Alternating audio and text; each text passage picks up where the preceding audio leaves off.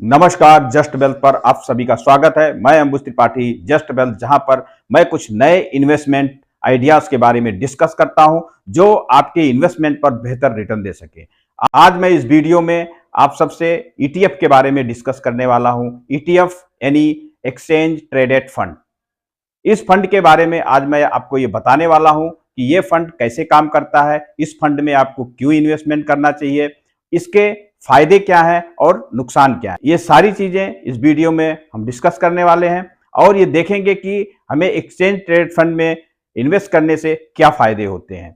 Video को बिना skip किए पूरा देखिए और चैनल पर अगर पहली बार आए हैं तो चैनल को सब्सक्राइब कर दीजिए, वीडियो को लाइक कीजिए और ज्यादा से ज्यादा लोगों को शेयर कीजिए। दोस्तों, वीडियो में आगे बढ़ते हैं और ये जानने की कोशिश करते हैं कि ईटीएफ क्या है। ईटीएफ यानी कि एक्सचेंज ट्रेडेड फंड, जैसा कि इसके नाम में ही है एक्सचेंज, मतलब कि इसको एक ऐसे प्लेटफॉर्म की जरूरत होती है जहां पे इसको बेचा और खरीदा जा सके। तो आपको ये समझ में आ गया होगा एक्सचेंज पर क्यों लिस्ट किया जाता है और एक्सचेंज से ही आप इसको क्यों खरीद और बेच सकते हैं। जैसे कि जो लोग शेयर्स में डायरेक्ट इन्वेस्टमेंट नहीं कर सकते हैं या शेयर्स में डायरेक्ट इन्वेस्टमेंट करने से डरते हैं कि शेयर्स में इन्वेस्टमेंट करना बहुत रिस्की है, तो ऐसे लोग एक्सचेंज ट्रेडेड फंड में इन्वेस्टमेंट कर सकते हैं। ईटीएफ के फायदे ये होते हैं कि इसमें आपको कम से कम चार्जेस देने होते हैं, क्योंकि ये एक्सचेंज में ट्रेड होता है। तो जैसे शेयर्स में बाइंग और सेलिंग होती है, इसमें भी बाइंग और सेलिंग होती है, इसीलिए इस पर आपको ब्रोकरेज देना पड़ता है। अगर आप ईटीएफ में इन्वेस्टमेंट करते हैं तो आपको म्यूचुअल फंड के अनुपात में आपको चार्जेस कम देने पड़ते हैं। लेकिन इसके ये तो इसके फायदे हैं। इसके नुकसान क्या है? इसका नुकसान यह है कि जैसे शेयर्स में बायर और सेलर होते हैं, इसमें बायर और सेलर होते हैं। आपने खरीदने के टाइम पे तो खरीद लिया, लेकिन जब आप सेल करते हैं, अगर सामने बायर्स नहीं होंगे तो आपका ईटीएफ सेल नहीं होगा। ये कुछ निगेटिव चीजें होती हैं। बहुत कम ही ईटीएफ हैं जिसमें बायर और सेलर की संख्या कम होती है।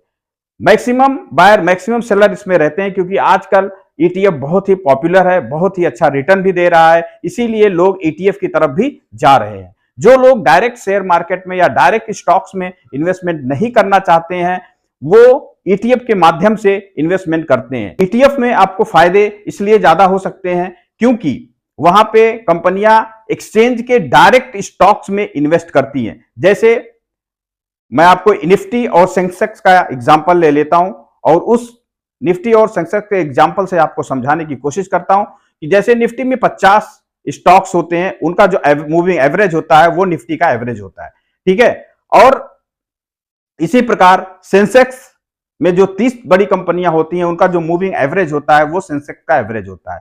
तो बड़ी कंपनियां क्या करती हैं, वो निफ्टी का अगर ईटीएफ लेके आ रही है तो वो निफ्टी के वो 50 स्टॉक्स में इन्वेस्टमेंट कर देती हैं। जैसे उन्होंने 500 करोड़ का इन्वेस्टमेंट कर दिया और उसके बदले में ईटीएफ में वो रिटेल इन्वेस्टर का पैसा लेके इन्वेस्ट कर देती हैं। ईटीएफ में के पोर्टफोलियो को, ईटीएफ के फंड को इंक्रीज नहीं किया जा सकता है, इसका दायरा फिक्स होता है। अगर 500 करोड़ है तो 500 करोड़ रहेगा, 1000 करोड़ का ईटीएफ है तो 1000 करोड़ से ज्यादा उसमें बाइंग सेलिंग नहीं हो सकती है। लेकिन म्यूचुअल फंड में ऐसा नहीं होता है। म्यूचुअल फंड में कंपनियां उसको कम और ज्यादा कर सकती हैं। अगर आप यूनिट लेते हैं, 1 करोड़ का यूनिट खरीदना चाहते हैं, 1 करोड़ का यूनिट आप खरीदेंगे, 1 करोड़ का यूनिट बेच देंगे और म्यूचुअल फंड कंपनी आपको रिडीम करके पैसा वापस दे देती है। लेकिन ईटीएफ में ऐसा नहीं होता। ईटीएफ में अगर सामने बायर है तो आपका ईटीएफ सेल हो जाएगा, अगर सेलर है तो आप खरीद सकते हो। ये दोनों चीजें होती है। जस्ट लाइक स्टॉक मार्केट, आप पर यह निर्भर करता है कि आप किस तरीके का रिस्क लेकर चल सकते हैं। अगर आप ईटीएफ का रिस्क लेकर चल सकते हैं, आप डायरेक्ट स्टॉक मार्केट में ना इन्वेस्ट करके आप कंपनी के द्वारा बनाए हुए एक फंड में जा सकते हैं जिसमें 20, 25, 30 स्टॉक्स हैं और कंपनी उन स्टॉक्स में इन्वेस्ट कर रही है ईटीएफ के रूप में, तो आप डायरेक्ट उन 25-30 कंपनियों का फायदा ईटीएफ में ले सकते हैं और आपका रिस्क भी कम हो जाता है, क्योंकि चूंकि कंपनी का इन्वॉल्वमेंट रहता है तो कंपनी अपनी रिसर्च के बेस पर उन 20, 25, 30 स्टॉक्स में इन्वेस्ट करती है और आपको अच्छा रिटर्न भी निकाल के देती है। ईटीएफ में भी कई प्रकार के ईटीएफ होते हैं। जैसे म्यूचुअल फंड में कई प्रकार के म्यूचुअल फंड होते हैं, उसी प्रकार इंडेक्स फंड में कई प्रकार के इंडेक्स फंड होते हैं, वैसे ईटीएफ में भी कई प्रकार के ईटीएफ होते हैं। जैसे इक्विटी ईटीएफ है, सेक्टर ईटीएफ है, कमोडिटी ईटीएफ है, करेंसी ईटीएफ है, ये सारे बॉन्ड ईटीएफ है, ये सारे जो है इसी के पार्ट होते हैं। ईटीएफ के रूप में कंपनियां नया फंड लाती हैं जो एक्सचेंज में ट्रेड होता है, बाय और सेल होता है डेली। इसका जो बाइंग सेलिंग होता है 9:15 से 3:30 तक होता है। शेयर मार्केट में आप रोज शेयर्स खरीदते और बेचते हैं, वैसे आप ईटीएफ को रोज खरीद और बेच सकते हैं। अगर आप साल, 2 साल, 3 साल, 5 साल के लिए होल्ड करते हैं तो एज पर मार्केट सिनारियो आपको ईटीएफ अच्छा रिटर्न दे सकता है। इसमें डरने की कोई बात नहीं है। अगर आपको डायरेक्ट स्टॉक्स में इन्वेस्टमेंट नहीं करना है और स्टॉक मार्केट का फायदा लेना है तो आप ईटीएफ में इन्वेस्टमेंट कर सकते हैं। यहां पे आपको चार्जेस कम देने होंगे, आपके रिटर्न्स भी अच्छे होंगे, लेकिन लॉन्ग टर्म में आप अगर अपने पोर्टफोलियो को बनाए रखते हैं तो आपको बेहतर रिटर्न मिलने की उम्मीद ज्यादा रहती है, क्योंकि स्टॉक मार्केट लॉन्ग टर्म में आपको बेहतर रिटर्न देने की कैपेबिलिटी भी रखती है।